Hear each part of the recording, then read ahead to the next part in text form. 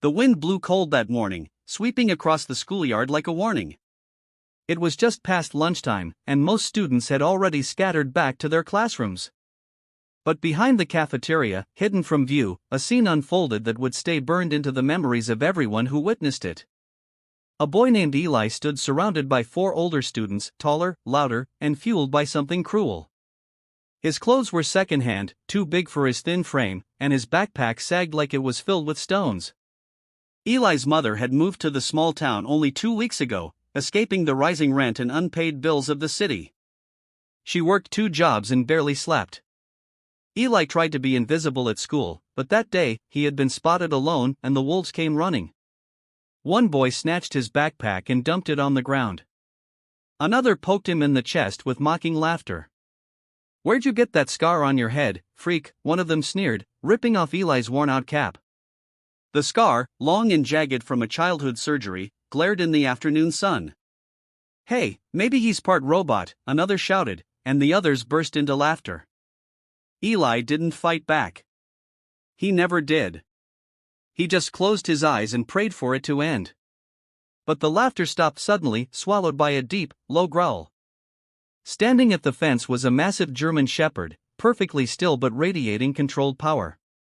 His fur was soaked from a walk in the rain, but nothing about his stance looked tired. His ears were pointed forward, and his eyes locked on the boys with unsettling precision. Behind him stood a tall, broad-shouldered man in a dark coat, a faded military cap pulled low over his brow. The lines on his face weren't just from age, they told stories of fire, sand, and survival. His name was Thomas Grady, though few people in town knew much more than that. He was a veteran, quiet and solitary. But in that moment, he moved like a man who had seen worse than schoolyard bullies and wasn't about to let cruelty unfold before him. He opened the gate slowly, deliberately. With a slight hand gesture, the dog advanced. Not running. Not barking. Just walking in a wide, firm circle around the boys. They froze. The same teens who were just shouting seconds ago now stood stiff, pale, unsure of their next move. Ranger, that was the dog's name, didn't need to growl again. His presence spoke louder than any threat. Grady walked toward Eli, not saying a word to the bullies. He knelt beside the boy, picked up his cap, gently handed it to him, then held out his hand to help him off the ground. Eli looked up, confused and wide-eyed. He had never seen a dog like that before, or a man who made him feel safe just by standing there. Grady said only one thing as he stood, facing the others: "You don't touch him again. Understood?" His voice was low, steady. It didn't need volume. It carried weight. The bullies nodded, backing away without a single smart remark. And then, just like that, the man and his dog turned and walked away, with Eli trailing behind. Later that day, the school buzzed with rumors. Some said the dog nearly attacked the kids. Others claimed Grady was part of some secret government unit. But all anyone really knew for sure was that the new kid, Eli, had been saved by a man no one really understood and a dog who didn't bark, but still silenced a room. The principal called Eli and his mother in for a meeting, and for the first time in months, someone asked her if she was okay. Grady didn't say much during the conversation. He wasn't there for credit. But when asked what brought him there at just the right time, he simply replied, "Ranger wanted to walk a different route today." Speech balloon: if you believe in kindness, second chances, and standing up for the quiet ones, please like this video, leave a comment, and subscribe. Every voice matters. Every act of courage counts. Sparkling heart. That day was supposed to be just another quiet one in the life of a veteran and his service dog. But fate, it seemed, had other plans. And for the town that had grown used to keeping its head down, Thomas Grady was about to show them what standing up looked like and how healing can sometimes begin with a growl and a gentle hand. The hospital room was dimly lit, quiet except for the steady beeping of monitors and the soft hum of an oxygen machine. A cold drizzle fell outside the window, streaking the glass like tears. Ranger lay on the floor, curled near the bed, his eyes locked on the still figure beneath the white sheets. Thomas Grady, the man who had once stared down explosions and chaos without flinching, now lay unconscious, his body battered from the impact of the crash that had stunned the entire town. It had only been weeks since Grady and Ranger had stepped in to stop those bullies at the school. In that short time, everything had changed. Grady's unexpected courage and quiet leadership had opened the door to something the town didn't know it was missing: empathy. From a few hesitant sessions in the gymnasium, the Respect and Resilience program had blossomed into a real movement. Children, especially those struggling like Eli, found refuge in Grady's words.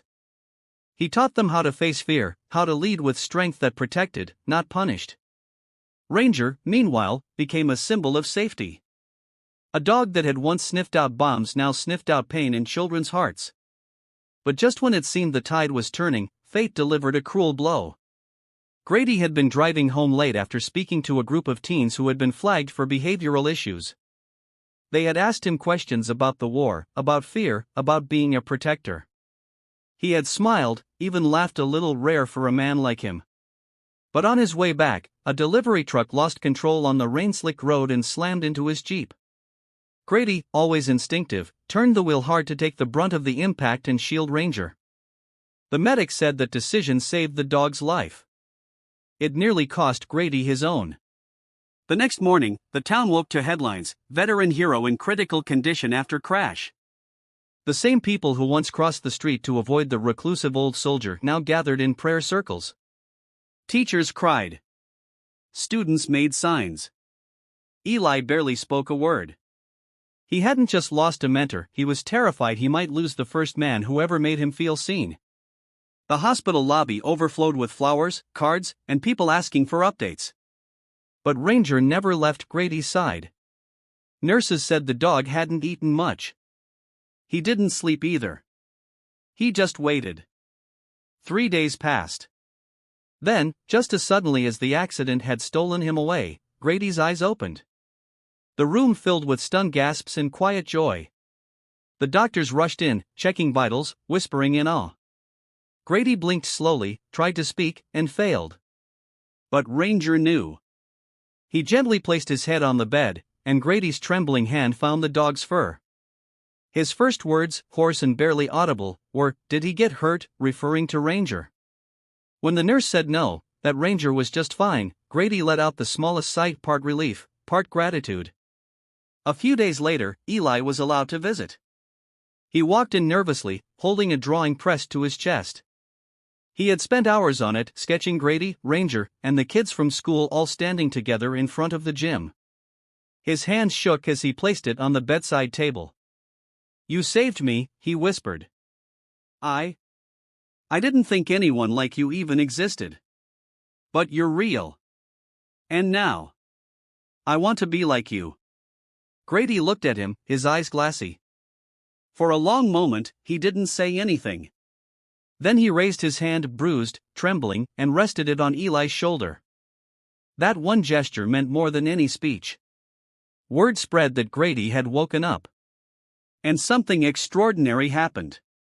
The same bullies who had tormented Eli, including Tyler, their ringleader, showed up at the hospital with their parents.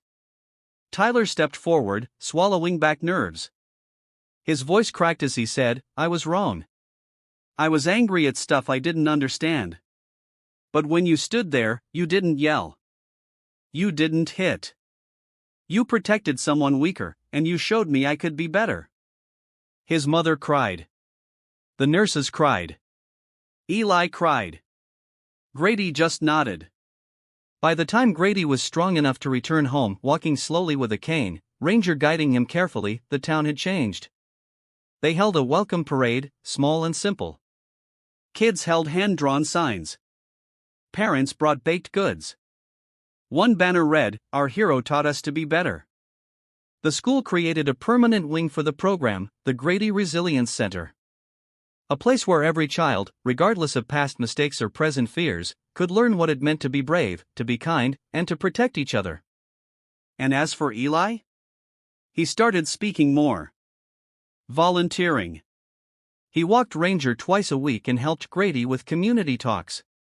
He wore his scar like a badge now, not something to hide, but something that proved he had survived. Speech balloon: if this story moved you, please like the video, share it with someone who needs hope, and comment your thoughts below. Every act of kindness can change a life, and your support helps us tell stories that matter. Sparkling heart. Backhand index pointing down. Special request, in the